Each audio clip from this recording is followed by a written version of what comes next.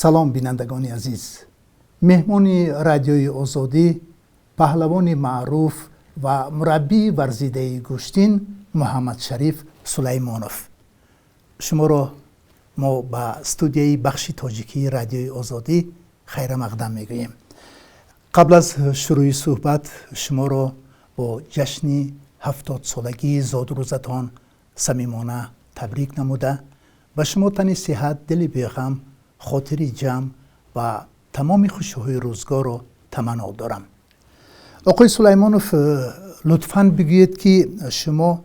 چرا محض گوشتین را پیشه خود انتخاب کردید در تمام فعالیت زندگی خویش؟ بله، تشکر. این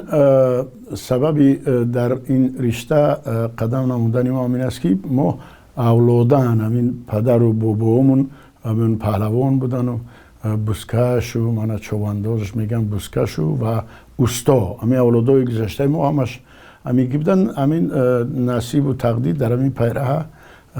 رفتیم در همین ورزش. لیکن اول من یونیورسیت دانشجوی فاکولته فیزیک هستیم، خیلی نصیب نبود از اونجا نخوندیم. بعد در دانشکده تربیت جسمانی که داخل شدیم، بعد دیگه به ورزش به همین گوشتین سر کردیم. تمرین اونجا بیاستین قایموف مریوچو بچه بیگف بعد سلطان نبودویش. بعد که کمتر یک سال نیم سال تمرین کردیم، بعد سرمربی دسته منتخب اون دوره معلمی رحمتی که اسمت بودن. بعد ما رو دعوت کردن در دسته منتخبی جمهوری تاجیکستان در رشته سامبو. بعد سالهای اتحاد شوروی سالهای 70 تا 80 که وای در دسته منتخب بودیم. جودو نبود، هم در سامبو برآمد میکردیم، هم دیگر در گوشتینی جودو و سامبو، گوشتینی ملی، تا حتی گوشتینی آزاد والی میگن در وای هم بعد برآمد میکردیم. بسیار خوب. شما را هواداران نسل بزرگسال و میانه سال خوب میشناسند. لطفاً برای جوانان بگویید که به چگونه دستاوردهای بزرگ شما مشرف شده اید؟ بله، در طول دوره جوانی در چندین چمپیونات های سابق اتحاد شوروی، بعد چمپیونات اتحاد شوروی بین جمعیت های اختیاری ورزشی و پیشته بودن. چند بار هم در پروفسویز من جای اول گرفتم، هم در جمعیت چمپیونات اتحاد شوروی در بین ورزشکاران جمعیت و دیهات، یعنی حاصلات میگفتن، جای اول گرفتیم. بعد در اسپارتاکیاد خلق‌های اتحاد شوروی در رشته جودو من برآمد کردم. اونجا متاسفانه 2 غلبه به دست آوردم و سوم با یک پهلوانی نامی دولت روسیه سالادوخی میگفتم و چمپیونی جهان، چمپیونی اتحاد شوروی بود. دستی من لط خورد در ثانیه‌های آخر، دیگه قوازمایی دوام کردن نتوانستیم. بعد دکتر ما را اجازه نداد. بعد مسابقه های کلان اون دوره مکافات مارشال اتفاقی سوویتی بلوخیر میگفتن که برابری چمپیونات جهان بود. تمام ورزشکاران همین 15 جمهوری سابق شوروی و دسته مسکو و لنینگراد اینا شرکت کردند. چند دفعه اونجا جای اول گرفتیم. بسیار از مسابقه های بین المللی میگن دوره، یعنی مسابقه های عمومی اتفاقی میگفتن. یک 20 بار در قریب سامبو و 10-15 بار در گوشتین جودو در تمام شهرهای همین اتحاد شوروی رفتیم، جای نمایان گرفتیم و پرچم دولت رو برداشتیم. بعدا 3 سال که رفت بعد با مربی شدیم. تشکر. آقای سلیمانوف، من شما را سالهای زیاد از وقتی که به گوشتین شروع کرده بودید تا به امروز میشناسم، میدانم، از دستاوردهای شما واقف هستم و به خصوص سالهای 70 عصر گذشته شریف پهلوان یکی از چهره‌های شناخته در ورزش تاجیک بود و نه تنها شما در مسابقات رسمی بلکه در توی معرکه ها هم خیلی شرکت میکردید و مشهور گشته بودید. در خاطرم است که بار شما شاه جایزه یک مسابقات رو در ازبکستان به دست آوردید. این اشتر بود، اشتری زنده، همین خیلی نه؟ بله. همین دوره ماده خیلی او سالایی که ما دوره استقلالیت نبود که بنا امروز این دوره در هر یک سال 10-20 ماشینا میموندن و اون دوره در مکافاتی پیشترش بالاترش همین اسب و شتر تا حتی متکسیکل های ما سه چرخه و مکافات گرفتیم در سمرقند بخارا و بعدا سالی 85 اولین بار ماشین موندن همین بین وزن یعنی مطلق پهلوانانی از وزن 90-80-90 کیلو بالا 10-15 کس که آزمایی کردیم و نصیبی ما بوده است ماشین نیوه میگفتن نه پناهش ماشینش هم گرفتیم دیگه در گشتین ملی خیلی تمام قریب قزاقستان و ازبکستان و قرقیزستان هم جا دعوت میکردن میبردن با پهلوانای از دیگه از شهر مسکو هم گروزین ها میبودن گرجی ها و روس ها میمادن به همون آزمایی میکردیم خیلی شکر خداوند که دست بالا میشتیم. در زمان شوروی به مثل شما پهلوانان خیلی زیاد بودند ولی آنهای بیشتر در بین مردم به مثل شما مشهور می شدند که آنها پهلوانان اصیلند. می توانید امروز چند نفر را نامبر کنید که به مثل شما در زمان شوروی خیلی مشهور شده بودند؟ بله خیلی وقت در اون دسته منتخب جمهوری تاجیکستان من گفتم که تحت رهبری معلم اسمت اوجا رحمتی که سید مین در وزن 100 آزمایی میکرد خیلی ما وزن 90 نزلا کریمов من دلوار دولت خیلی همین بچه های احتام رجب من همین دسته منتخب دادن همین بچه هایی که در دسته منتخب جمهوری تاجیکستان در رشته سامبو دزدا گفتم که برآمد میکردیم در همون معرکه های هم شخصی و هم وای دولتی چهاربینی دولتی همینو وای میکردن موفق میشدن چون که تمرین جدی میکردیم و پهلوان دیها و رایانهای دیگر دوردست هرچند زورم بر جسمن و قوتم بودن که ما تمرین که میکردیم مرکت های تکنیکی قطعی بعد این بچه های مشقرگی به میزدن بسیار پهلوان های بسیار بودن محمد الله عبدالله بود وزین بوری خان جو بیرف من توکلف و همین بسیار هم سالای ما هم بچه ها بودن. شما رو همچنین به حیث مربی خیلی خوب میشناسند و شما همچون مربی ورزیده در تربیت شاگردان حصه کلان گذاشته اید. طولی بیش از 30 سال شما هم مربی بعداً سرمربی دسته منتخب گشتنی سامبوی تاجیکستان بودید و صدها شاگردان را به کمال رسانده اید ولی 2 نفر آنها در تاریخ ورزش تاجیک سامبوی تاجیک ابدی نام خود را همراه شما گذاشتند که یکی خوشقدم خسروف و دیگر اکمالالدین کریموف می باشند که با عنوان بلندترین قهرمان جهان مشرف شدند. در این باره کمی معلومات بدهید.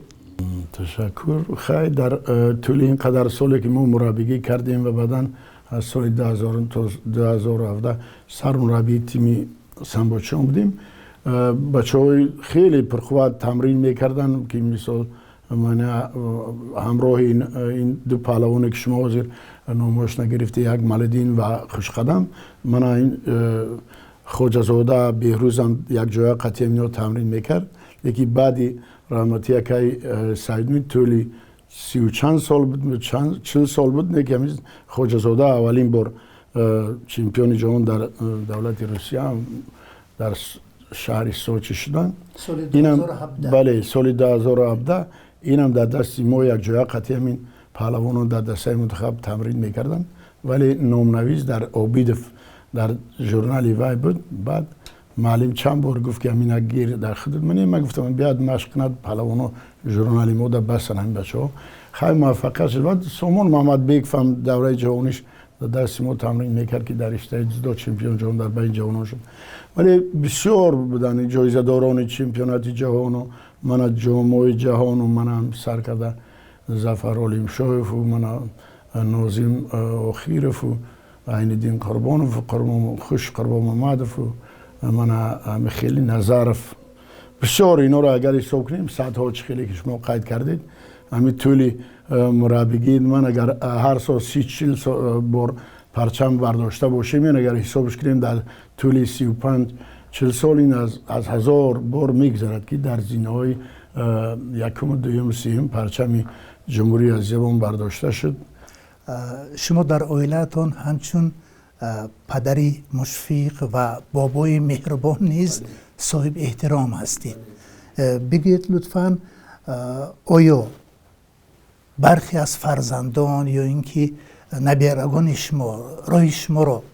راه پهلوانی را پیشه کردند؟ بله، هم فرزندا همش بغیر از دخترها 5 تا دختر و 5 تا پسر، فرزندا هم جهانگیرم و صابرم و سلیمان و صاحب و من همشون سزاواری استاد ورزش درجه بین الملل هستند. جایزه داران چمپیونات جهانن و چمپیونات آسیا اند. من خیلی این سوربون شنالی صنف 10-11 ولی دیگرش همش در برای ما رفتن و خیلی موفقیت هم کردن. میگویند که به یک مرد 40 هنر کم است و شما از قبیل چنین مردان هستید. این چنین ما آگاهی داریم که شما همچنین شریف شاعر هم نام برآورده اید. یعنی در یکی از کتابی که شما نشر کرده اید اشعارتان جمع آورده شده است و میخواستم که برای اثبات این فکری من شما از آن کتاب خود چند مصرع و بینندگان پیشکش نمایید. خیلی قریب 150-200 روایی است ولی یک تا کتاب دیگر و کمتر شعر و روایی هستند و ما کمتر تنبلی کردیم ولی با چاپ آماده نکردیم ولی او 4 پاره دیگه که روایی هستند و خیلی شد، یک 10 سال شد ولی نصیب باشد زنده مانیم و این شعر و چند تا و چیزهای تاریخی داریم ثبت کردیم نوشتیم با چوب تیار میکنیم. این شاعریش من بخیل الهام بیاد یک این اگر همی کتابای من همی شعرهای حافظ بیدی و جامی و امیر خسرو و من کتابا را شوق آواز داشتم که شعری بسیار که حیات کردی همون چیزی فوندی لغویش میگرم معنی سرده بایگریش کمتر زیاد میشد بعد شعر و ربایی خودش پیدا شدن میگیرد اگر حواس داشته باشی.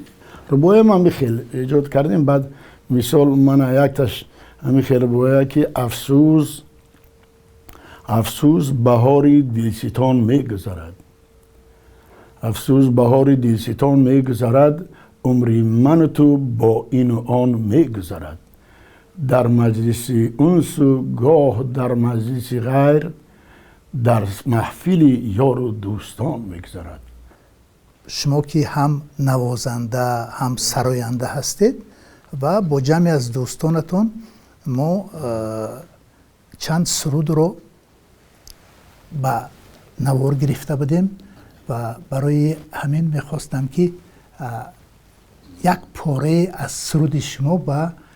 بینندگان پیشکش کنیم بعد صحبت رو ادامه دهیم. من که از سوزی جگر می نالم بر دل غمچه تر می نالم شام تا وقتی سحر می نالم کنارم باشی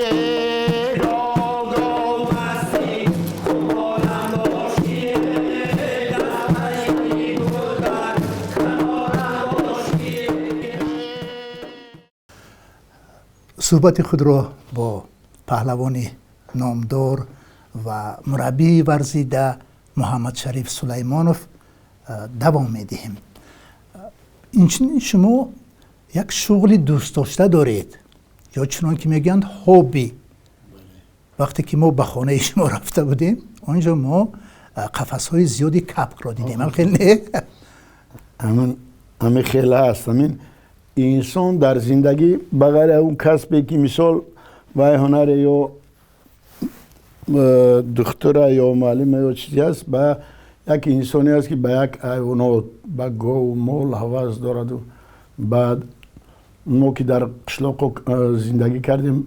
صنفی در مکتب میون تموم کردیم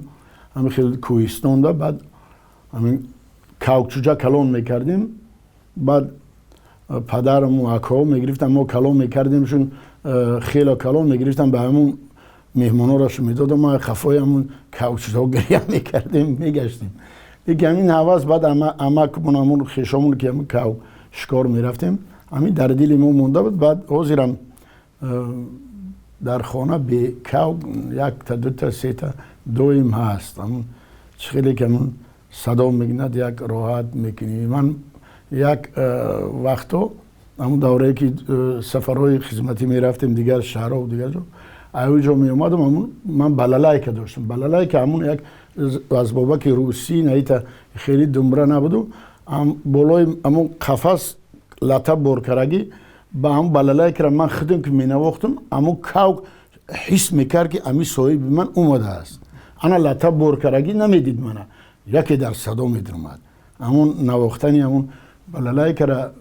شروع که می نواختم حس میکرد دیگر کسا می نواختن وای نمیکرد تا این درجه بعد همین حاضرم هم خیلی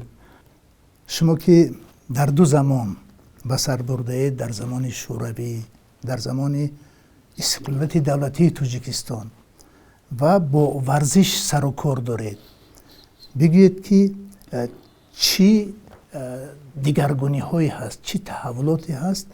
در ورزش در زمان شوروی چخیل و حالا چخیل چی امکاناتی برای ورزشکاران پیدا شد بله این خیلی به همگان معلوم است که ما در دوره اتحاد شوروی خیلی همین جمهوریایی که سابق تیر شدن جو سفر میکردیم ولی دولت‌های خارجی رفتن خیلی مشکل بود و امروز ببینید که من از فرودگاه تاجیکستان با پرچم خودش دسته منتخب تمام نمودهای ورزش و خارج سفر میانن امریکا و افریقا و ژاپن و دیگر جا خیلی البته همین پیشروی است و ما صاحب استقلال شدیم صاحب دولت شدیم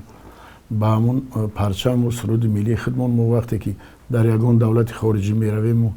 در یک زینه اول ببینید که در این قدر دولت‌های ابرقدرت جهان که وقتی که سرود ملی صدا میدهد و پرچم جلوه میکند البته تمامی مردم خواه مهاجری مینتی خواه مخلص خود چیزی است تا حتی مربیان ما آبی دیده میکنند که ببینید که در یک بین قدر دولت‌های ابرقدرت یک تاجیکستان که معده 10 میلیونه برابر قوازمایی میاد با خطای 1.5 میلیارد و با امریکا و با دیگر البته فرق است فرق خیلی دوره جوانی ما خیلی شرایط بینید که در دوره اتحاد شوروی یک دو تا تالار بود من هم دوره سپورت بود قدر تالارا و قدر میدانچه‌ها و من بسیار بعد این روزا بعد هوسمند شدن پهلوانان در توی چوبینی که ماشین در دوره اتحاد شوروی ماشین فقط همون پختکاران و پشم و گوشت و خیلی میسپاریدن مشکل بود گرفتن من ببینید امروز این سالا در هر یک جشن 5-10 تا حتی 20 ماشین در تویای شخصی و دولتی و میمونن البته فرقیت است بگید که برای اون که ورزشکاران تاجیک در این رشته های المپی موفق گردند بخصوص در جودو و گشتن ورزشی چی باید کرد؟ بله در حقیقت گفت شما حقیقت واقعی دارد این باقیف رسول اولا در اینجا نیم تیار هم بگوییم تیار قریب 70-80% تیار بود چونکه در مسابقه های جمهوری هم جای اول میگرفت حرکت های تکنیکی خوبی داشت ولی همین سبب جایزه دار شدن وی همین بود که رفت شهر مسکو در اونجا تمرین کرد با ورزشکاران پیشتر بعد مربیانی با تجربه و بعد شرایط دولت روسیه و من اونجا البته ما این یگان پیهانی نیست ما و خودمون به دولت روسیه برابر کردن هیچ امکان نیست چون که در یک سال در دولت روسیه صدها مسابقه ها در هر یک رشته میشه من نقشه کاری هم گشتنی جودو را دیدم از سر ترینری دولت روسیه و هم دیگر جودو شد و 50-60 هر یک مود سه چرابینی است وقتی که چاره‌بینی‌ها شدن و سفرهای خدمتی بسیار شد و به هر پهلوان که قوازمایی کردی البته پیشروی میشه. در یک جور اگر تمرین کنی 10 ساله ها و از بیرون نبروی یک چیز تجربه ناموزی هیچ نمیشه. یعنی یک عامل اساسی موفق شدنی باقی فهمین. ولی در ما هم خیلی شدن من چمپیونی جهان بین جوانان محمد بیک و من این کی بچه امام علی نورعلی و خیلی در بین کلان سالون خیلی شما قید کردید. این وابسته به شرایط و دستگیری ورزشگر است. همین اساسش و اول عامل اساسش همین که شرایط مشقی هم از خوراک هم پوشاک هم طرفه و در شرکت در مسابقه‌های بین المللی. فکر شما جلب متخصصان خارجی من در نظر دارم به حیث مربی ضرورت دارد در رشته جودو؟ اکنون این یگان جای پنهانی نیست، چون که البته ما هرچند بگیم که من قدر سال مشق کردم تجربه دارم و اوکازها، لیکن ما با همون متدیکای کاری و تصوراتی مربی ژاپن و فرانسوز و یا البته ما حرکت های تکنیکی داریم و یا با تجربهش زیادتر است، چون که یکی از دولت های پیشرفته دنیا که گوشتین جودو گوشتین ملی و یا حساب میشد. البته از ژاپن و مثال هستن این مربی با تجربه که یک مدت معین بیارن. من اون آقای عطا قتیم ایرانی است، بچه های ایران مربی خیلی با خود از قتیم کار کرده است. من خوب است این به یک دوره معین که بیان اینجا این مربی ما از اونها یک چیز می‌آموزن و مربی را سفربر کردن در کورس های تجربه آموزی که مثال کورسش میگن تکمیل اختصاص میگیم ما چیش میگیم کورس سفرچینی میگن که همونجا روی کردن در کار. من هم خیلی که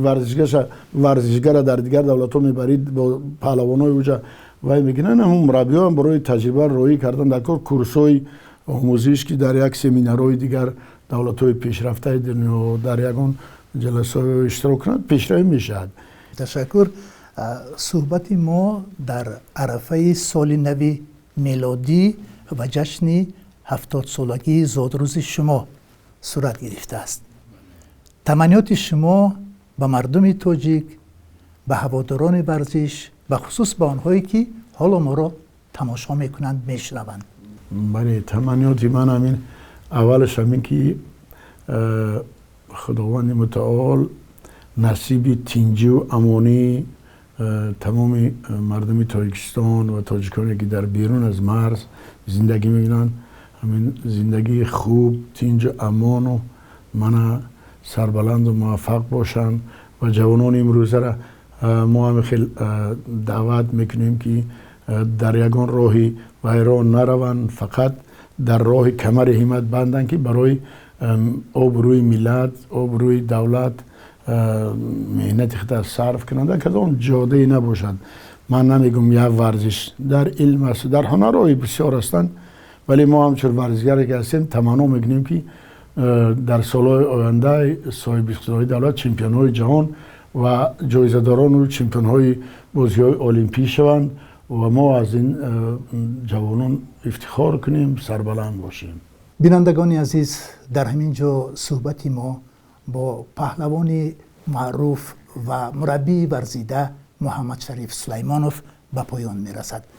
تشکر از شما برای صحبت جالب. بار دیگر تبریکات ما را قبول فرمایید و برایتان